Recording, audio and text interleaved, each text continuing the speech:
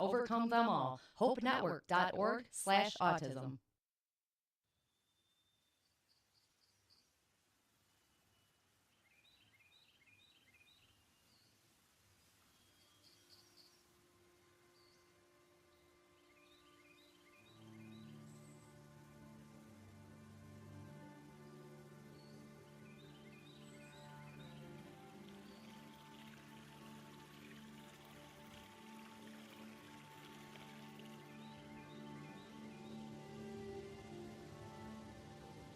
I grew up foothills of the Blue Ridge Mountains in Earlysville, Virginia, right outside of Charlottesville. Grew up dirt poor, wrong side of the tracks. Dad was an alcoholic and a drug user. For the most part, he was absent. I was the middle son, so no matter what happened, I always got beat for it. Being a middle child, so on and so forth, whether I had anything to do with it or not.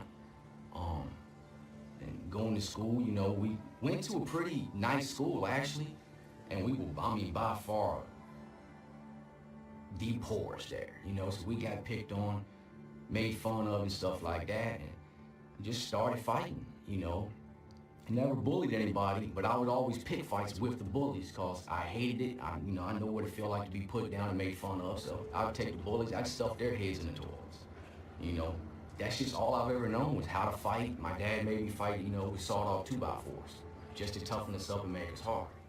He said, if you get into a fight, you damn sure better finish it. And if you lose, I'm gonna beat your ass for it. That's pretty much, unfortunately, that's pretty much my childhood. All I've ever known was violence. It wasn't the solution to the problem, it was just life. Now I'm doing 1,214 years in the state of Virginia without parole. That's pretty much it.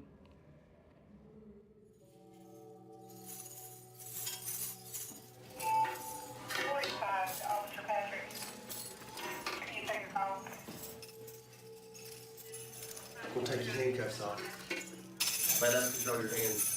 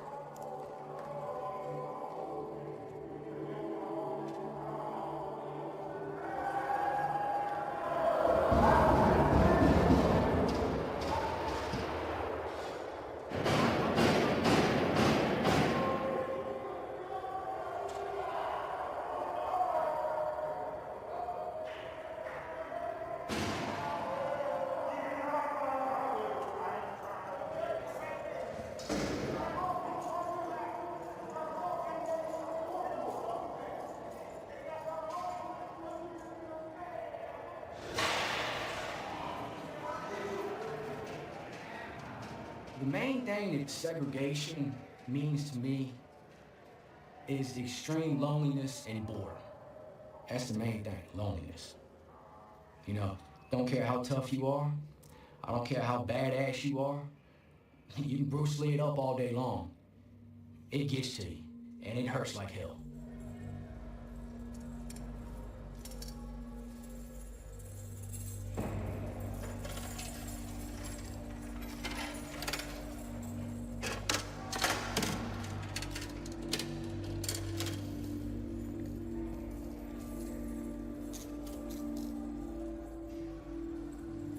feel like a bed buried alive in the ground and just everybody's just basically walking over top of you.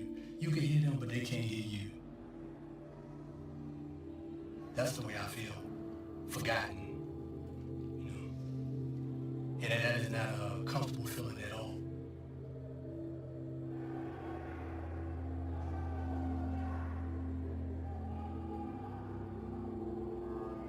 When you're alone, you tend to reflect on your thoughts a lot. You tend to maybe regress into yourself a lot. You just have nobody. You truly are alone. And anyone who says, I would love to be alone, I don't think they've been alone. So, because when they do, they'll experience it and they'll hate it.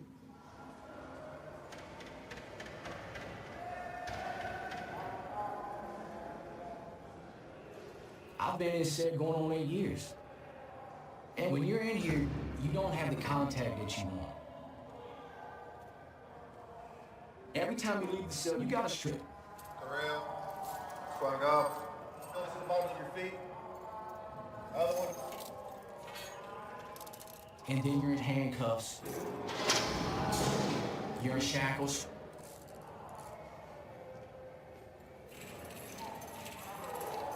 And you know you got a gun up there in the booth. While it's not necessarily pointed at you, it only takes a couple seconds. You get to go to the shower, talk through the doors a little bit.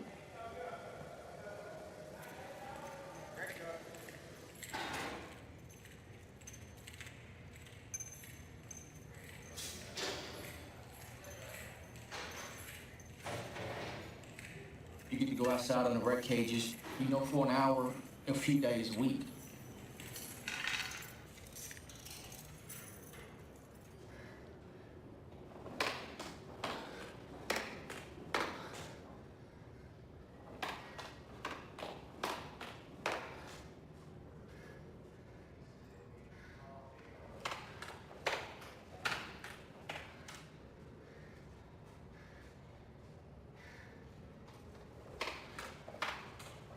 So when you're in here, you're around hundreds of other guys. Inmates and the COs. But you walk alone.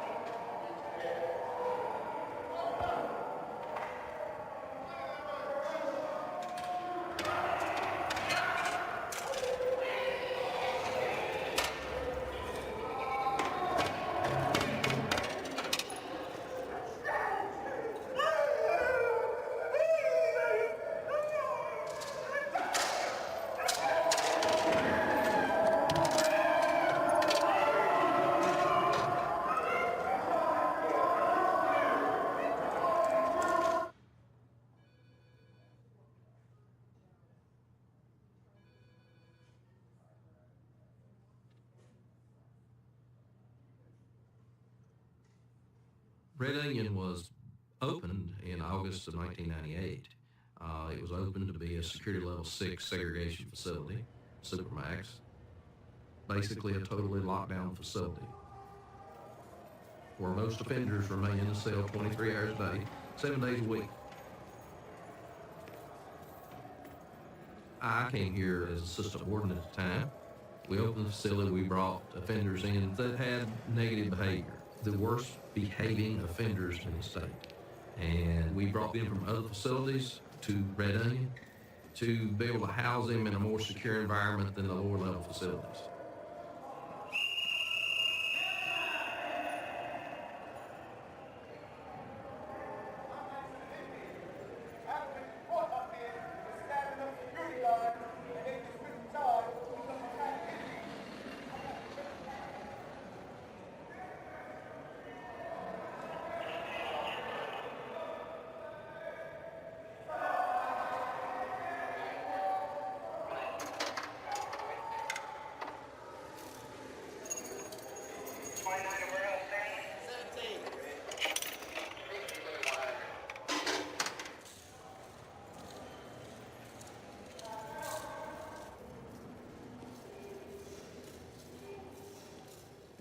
name is Michael Kelly. I'm originally from South Central Los Angeles. I don't know nobody out here. I don't have no family, no friends out here. I don't know a soul in Virginia. I came out here to Virginia to drop somebody off, and I committed a couple robberies. And the courts in Virginia gave me 38 years for 2 armed robberies.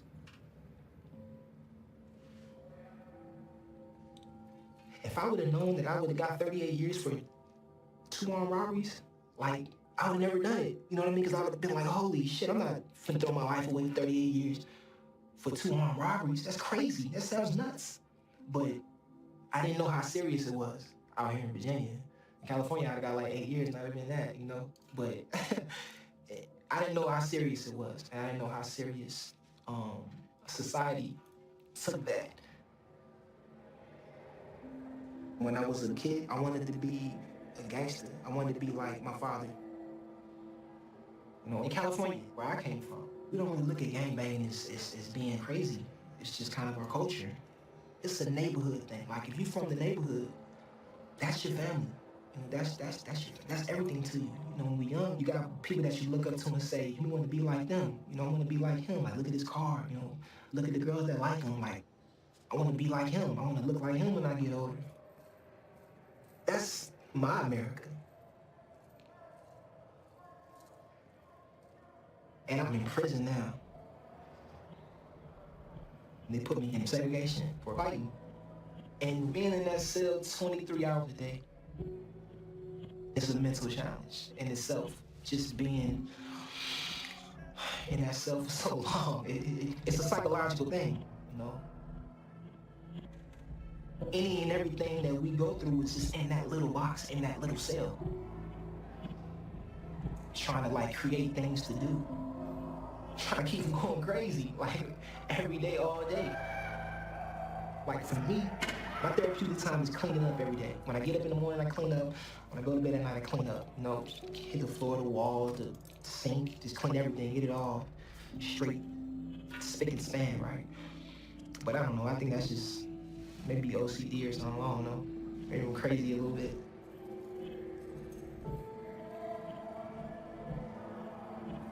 The COs can't really understand, you know what I mean?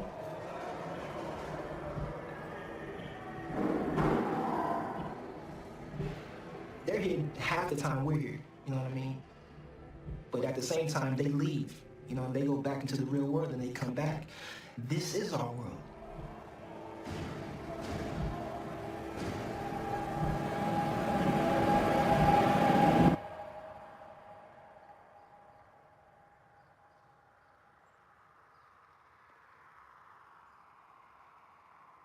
Tracking the development of a winter storm here along the East Coast and just starting to see some snow in the North and South Dakotas. A bitter cold Arctic air from the south. That ends the warmer air to the southeast, and then we get that storm developing. So it's just initially starting to develop now. Temperatures are dropping.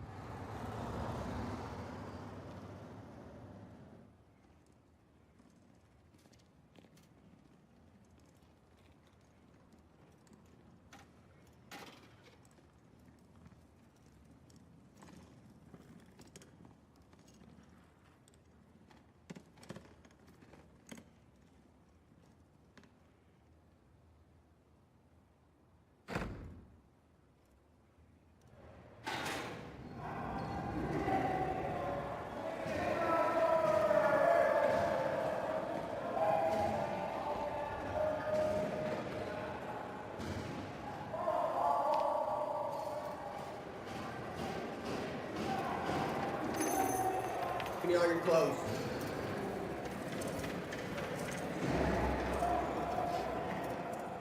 Some days it can be easy going, and then some days your stress level can be out the roof, and it feels like you're doing time because you have to come right back and do it the next morning. But you make the best of it. And in order to maintain control, you have to be firm. Face the back wall. Spread your butt cheeks, squat and call. Working in the Supermax prison, it'll definitely make you tougher. 28! Maintaining, your calm is is quite an achievement in dealing with some of these guys. And some days it feels like the day's just not going to end. You know, it's one thing right after another. I'm a unit manager of D building. I've been with the Department of Corrections now for 16 years. I started as an officer, and I was promoted to sergeant, then to lieutenant, then unit manager. The hard part for some staff is because they're on such dread alert 12 hours a day, and there's the potential for violence. When you go home and it's time to relax, sometimes it's hard to let your mind relax because you're still on guard. So I think that adds to the stress of this profession. You look at things different. When I'm out on vacation or around in big crowds with my family, you know, I'm always looking around. I think that's to do with this job. You have to just let red onion be red onion, you know, and it takes experience to really settle in to the point that you realize this is just a job. You know, we don't have to live here.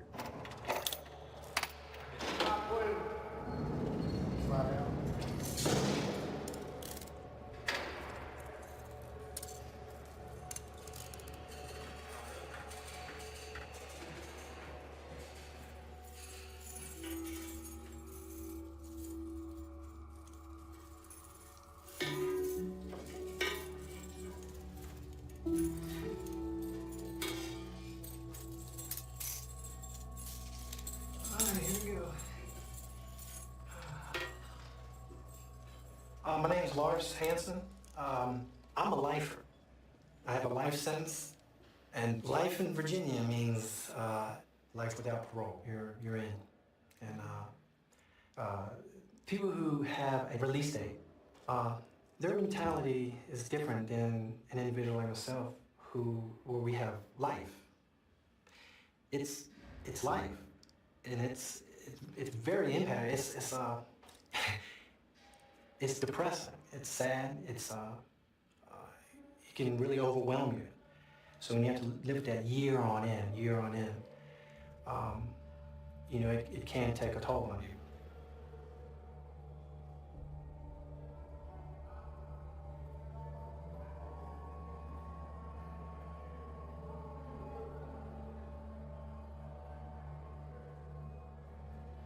I'm 41 years old.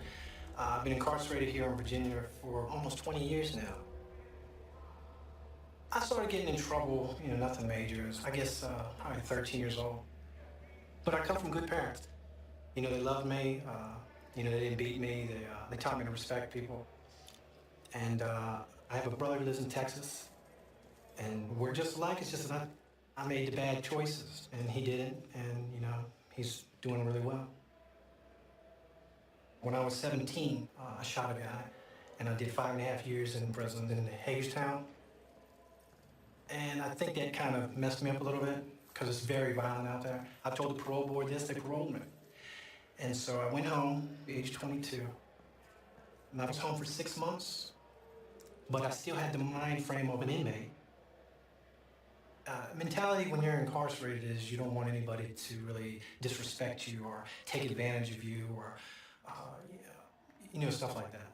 And so I was at the gas station with my girlfriend, and there's two guys that just kept harassing my girlfriend and I, and they just kept on, and kept on, and I snapped, and I stabbed them, and I killed them, and they gave me a life sentence.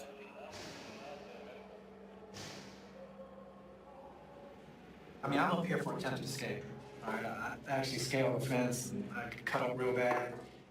I got myself stuck in the fence. I bled out, I woke up on the chopper, and then they medevaced me, saved my life, brought me to Red Onion. And I've been here in segregation since then. Segregation is tricky on the inmate. Because if the inmate is not careful, they adapt to it. And they start becoming antisocial and become crazy. They can lose their mind. Ask yourself, can you live in a bathroom for 10 years? It's bad to lock an individual up and just put them in a room, a closed, nothing to do. It's I guess you could say inhumane. And I know that we're inmates and all, but excuse my language, it fucks me up.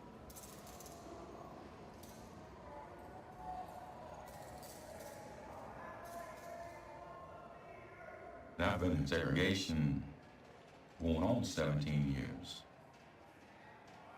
But I've been locked up for 27 years. And do you mind telling me about the original charge you caught? Armed robberies, and I shot one person in the armed robbery with malicious wounding. Well, I didn't shoot him. It was, I shot up in the air, told him to get on the ground, and the bullet ricocheted off the steel I-beam in the ceiling, ricocheted off the brick wall, and hit the cashier in the foot. And they gave me 30 years for that. A ricochet bullet. It didn't have no intent to hurt nobody. I shot up in the air. They even testified I shot up in the air. But the judge didn't see it that way. He said my intent to hurt was when I pulled that trigger. And what happened that got you into segregation for such a long time? I cut the warden across the face and the neck in December 26th of 1996. I did that. That wasn't too good. That was a moment of passion. That's something I've been regretting for the last 17 years almost.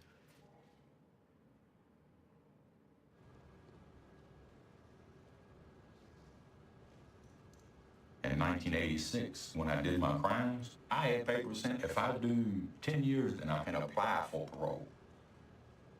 And then in 1995, they come up with this new law that says I don't get no parole. And changed my whole life, whole outlook on life. That made me snap. They took my parole in 95 and I stabbed the warden in 96. They sent me up here and I've been in segregation since.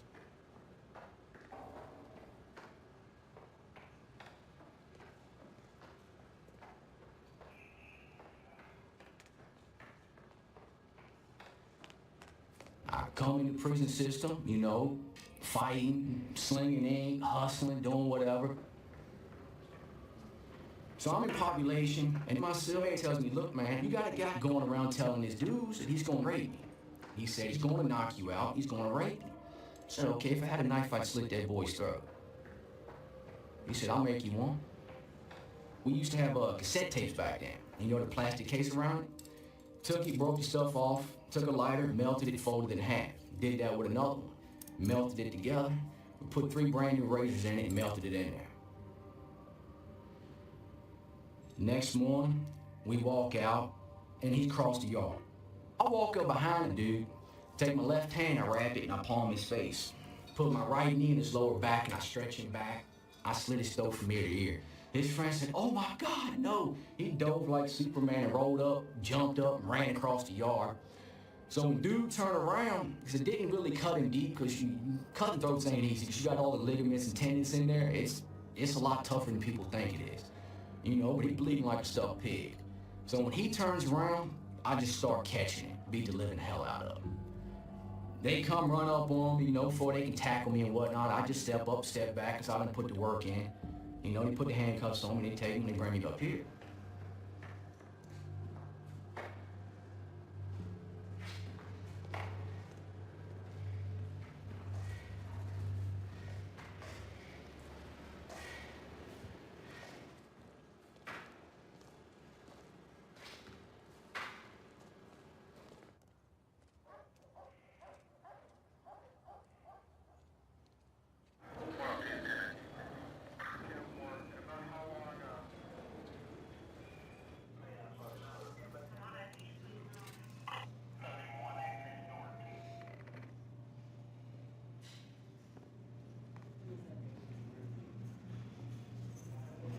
Those rows are still not even.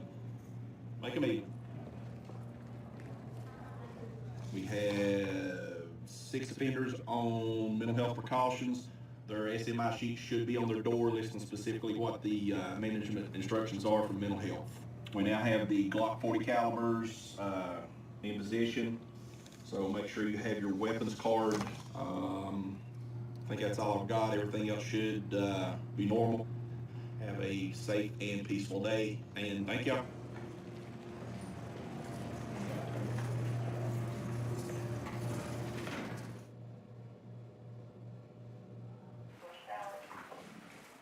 Tell me how Goodman's acting this morning. He come out of restraints last night about 12:30 and waiting to get his property back to be reviewed. He's already got his property back. He's still a little agitated. What you got running today? Things running smooth. Officers doing well. We're on lock. Anything about when we resume rec? Not as of now. Okay. Once somebody starts in corrections, they quickly learn that they do make a difference. You know, it's law enforcement. Every day we're protecting the public. We save lives. And, you know, that's fulfilling to you. You know, you get to go home and lay your head down at night and think about what you've done today and realize that you did make a difference and that you can make a difference.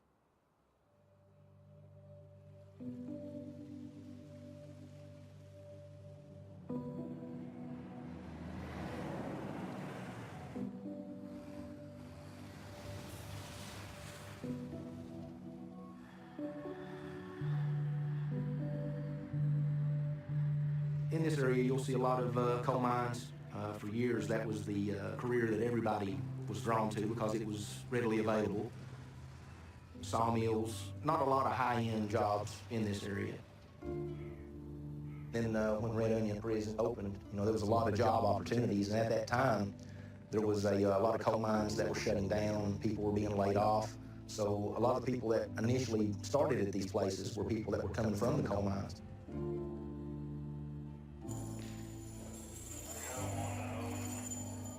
My father's still working in the coal mines. This is his 40th year working in mines. You know, I was raised in a mining family, and that's really, in this area, that's the biggest and really about the only industry. That working, that Red Onion, it's tough, but to me it's a good job compared to the coal mines.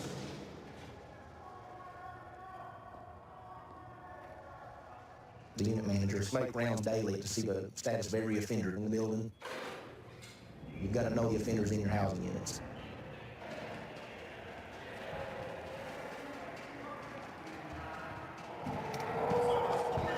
What's up with your situation? Go over to the door, I can hear you. When was you charged? Charged in January. Okay. What is a 212 charge? A threatening bodily harm charge. A threatening bodily, who did you threaten? I ain't threatening nobody. The officer said he overheard me talking to somebody. They won't give me my property back. They won't give me nothing back. You know, at each door, each offender has a different problem, and, you know, they all want to answer yes. Before 10 o'clock in the morning, right? But yes is not the answer that they'll always get. No, they did not. And I believe that we have a number of offenders that segregation is what they want, is where they want to live. They're afraid, for reasons they may be afraid to live in the general population. And then you've got some in here that just refuse to participate. What's going on? I'm just trying to get back home to Texas, man.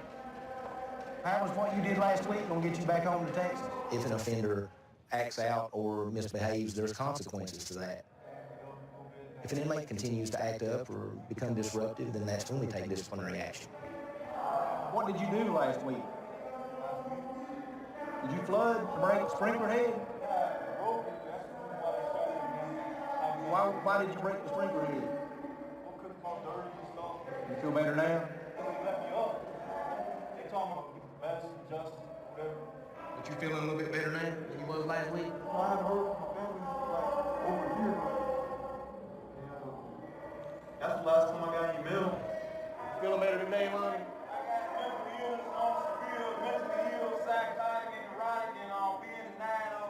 You're psychotic and erotic, is that what you said? Yeah, psychotic, neurotic. That's the person that symptom out of reality. Don't know what's chivalry, what's real, and what's spurious and fake. And some of the torture techniques, like strapping criminal to the bed with that useless chest strap, starving. Well, I tell you what, Lonnie, we're gonna go on about our business. Right? And look, also, they got me in prison with no evidence. They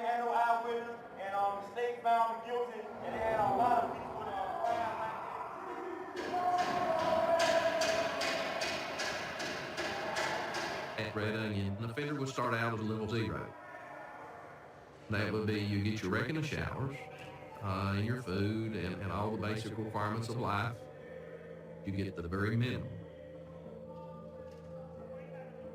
If you behave, have yourselves in compliance, and you're cooperative with the staff, you will go to level 1.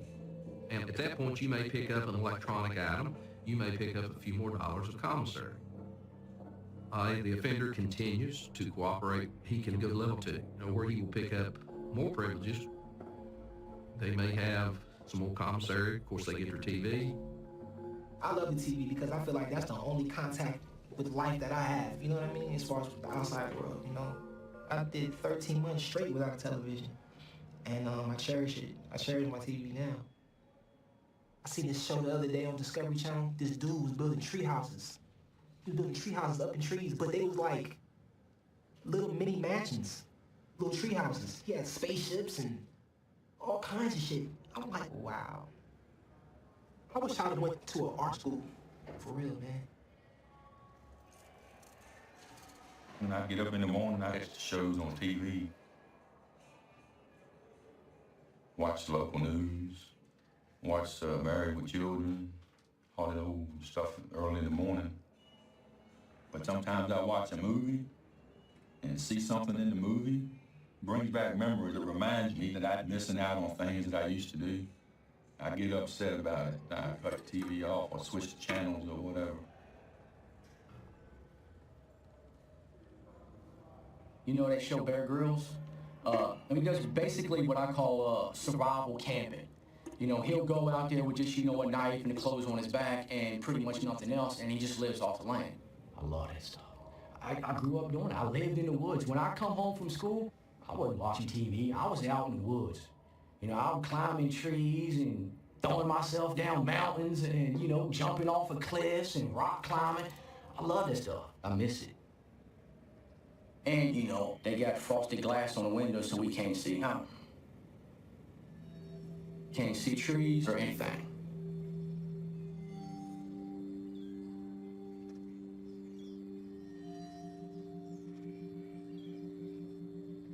%90 of the offenders in Virginia return to the public, return to your communities.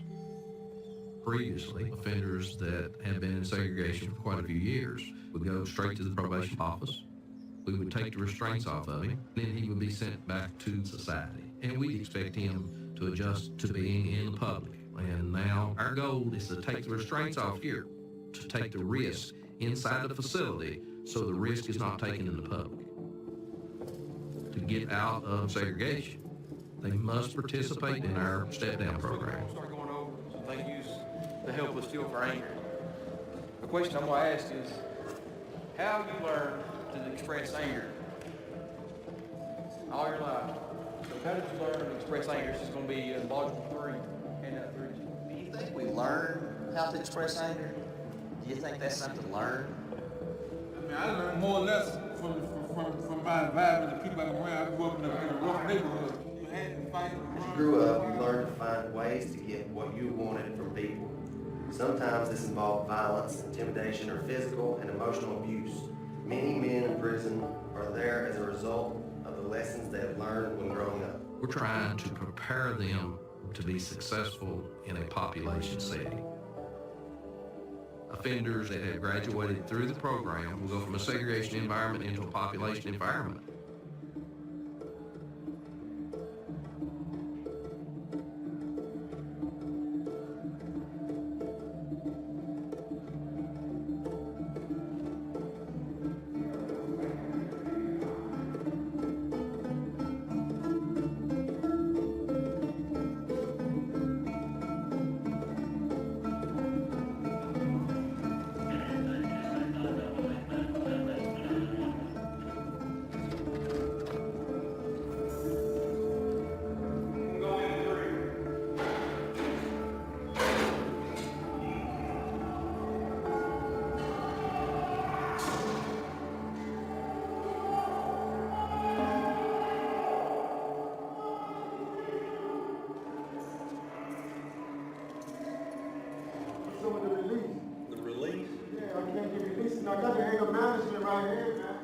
When are you going to participate in the challenge program?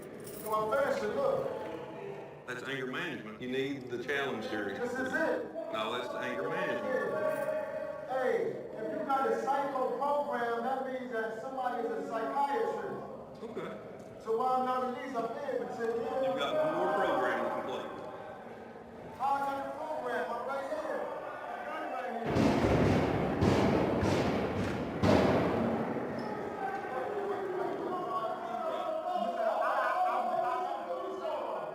Yeah, you got it. Once you complete the challenge program, then after you complete it, you'll go to DEGA. I've been here 7 years. I'm in segregation because they gave me 9 charges to keep me back here. They're refusing to allow me to progress in the steps. Kelly. It's been 7 years since I've had a fight with anybody. 7 years. I think I'm doing pretty damn good. I'll get up with you on that. We'll talk about it. All right.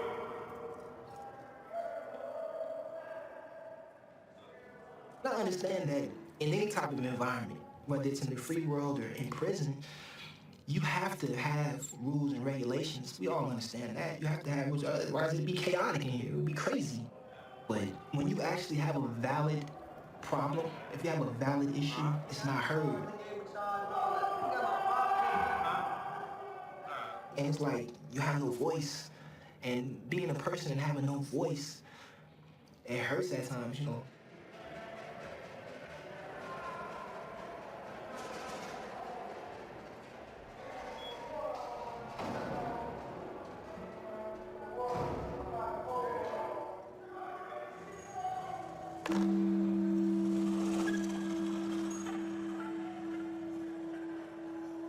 Overcome them all. HopeNetwork.org/autism.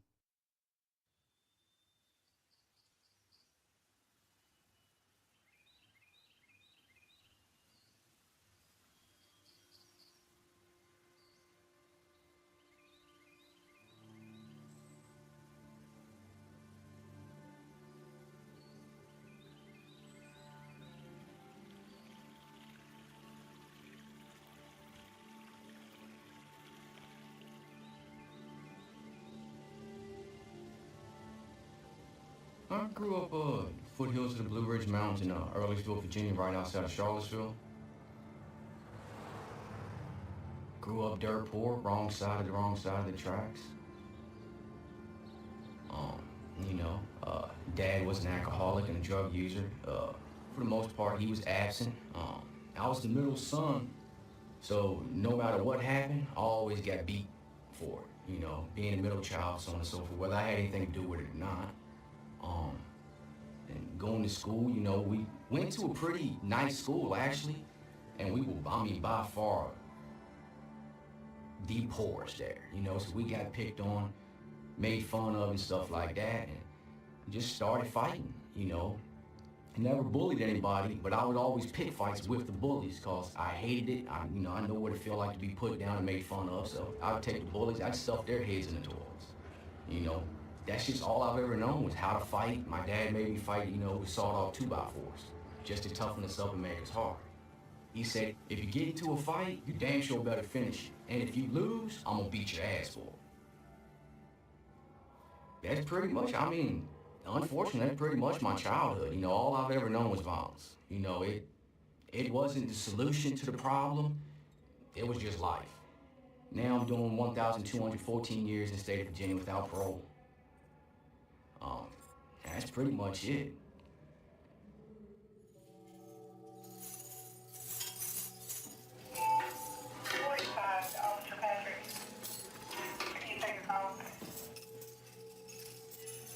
We'll take your handcuffs off.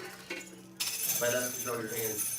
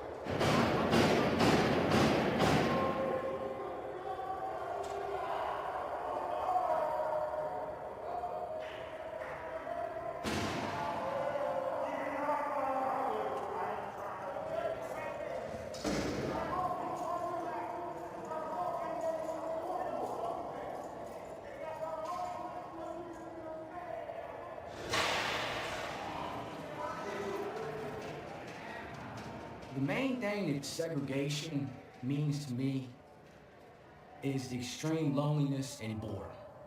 That's the main thing, loneliness. You know, don't care how tough you are. I don't care how badass you are. You can Bruce Lee it up all day long.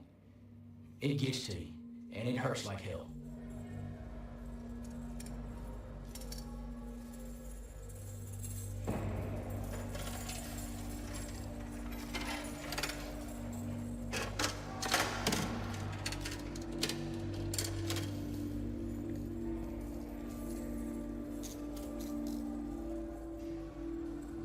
I feel like I've been buried alive in the ground and just everybody's just basically walking over top of you. You can hear them, but they can't hear you.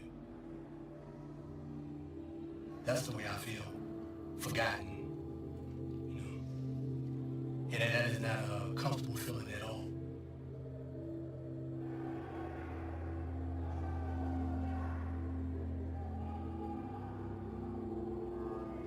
When you're alone, you tend to reflect on your thoughts a lot. You tend to maybe regress into yourself a lot.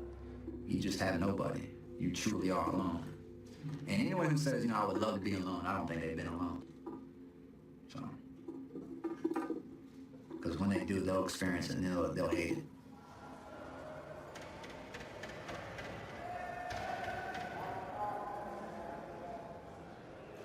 I've been in set going on 8 years.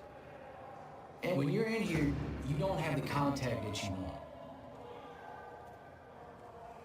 Every time you leave the cell, you gotta strip. Terrell, squad golf. Notice the bottom of your feet. Other one. And then you're in handcuffs. You're in shackles.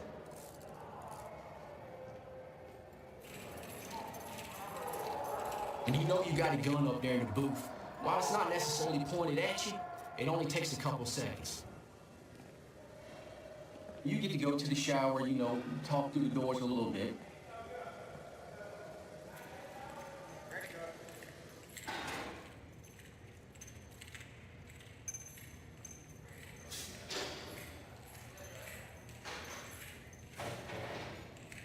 You get to go outside on the rec cages, you know, for an hour, a few days a week.